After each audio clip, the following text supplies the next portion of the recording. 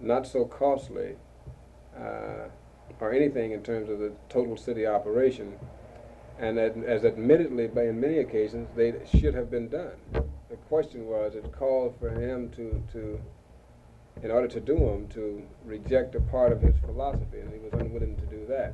So it's a question of...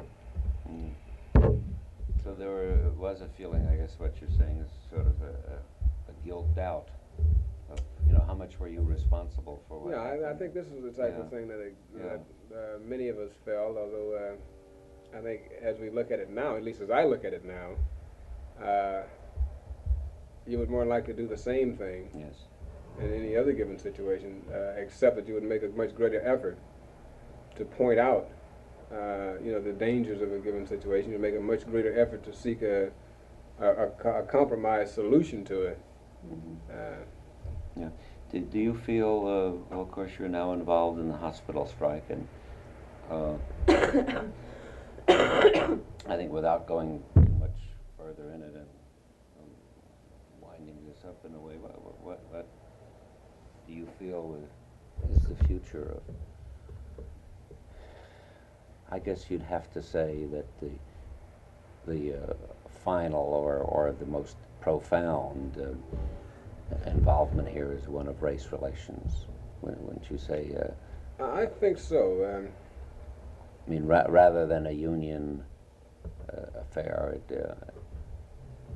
I think this is it. I sort of assess the city of Memphis as sort of desiring the old 1800 style of living, in the sense of the blue bloods and all this who gather at the mansion for the social affairs of the season, and not, sort of living in a world of fantasy.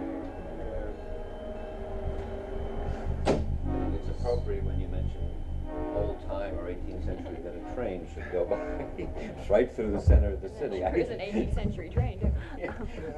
I think the mayor sees himself as the reincarnation of that type of leadership.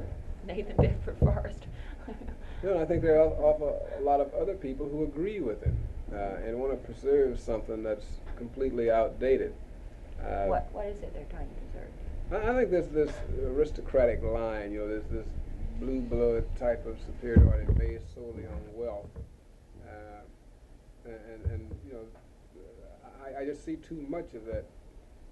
Not only focused by what I hear him saying, for instance, his whole stance on his word being his bond and this type of thing sort of points to the fact that, for instance, myself as one who's dealt with politicians for a long time and know they're not to be trusted, why should I take his word? And yet he makes such a big thing out of this. I think that the city council, for instance, in responding to their constituencies, do it quite a bit solely on the basis of race. Raise, for instance, the question of the Fraser housing project. It was a clear-cut example of responding to the antis simply because of the question of race. Yet when they know that there ain't enough low-rent housing units within the city situation to meet the needs, they would rather pay out $100,000 to keep something from being somewhere than they would to put $100,000 into a constructive project. And all the hassle that was raised over the $8,000 for the MAP South program. What do you think of Reverend Lawson? I think he's a tremendous person, a tremendous individual, and I think probably in terms of those who are making a contributions to both sides of this community, he's one of the leading persons. Do you see any changes in this community since Dr. King was assassinated here? Has there been any kind of... I think there's been a change in the attitude and the thinking of a tremendous number of people. Unfortunately, they don't happen to be in the position to bring about any physical changes or changes in the attitude of the city as a whole. I mean, the power structure still has remained the same. You've got an unbelievable situation here, it seems to me, if it's as I think it is. You've got a mayor who operates on personal whims and instincts. It's got nothing to do with how it affects a segment of the community. For instance, the business interests. It's been said without question they have no influence on the mayor. That the economic interests, I mean, the downtown merchants and the chamber have no influence on the mayor. The religious community has no influence on the mayor. Well, who does influence it? If nobody influences, then what you got is a dictator. And if you're saying that a city can progress under a dictator, that's just unbelievable. You got the city council who buries its head in the sand and says we can't involve ourselves in any way whatsoever. And I'm not speaking primarily of the hospital strike situation, but any situation that develops that requires someone to take a position, all you see is people running for their home.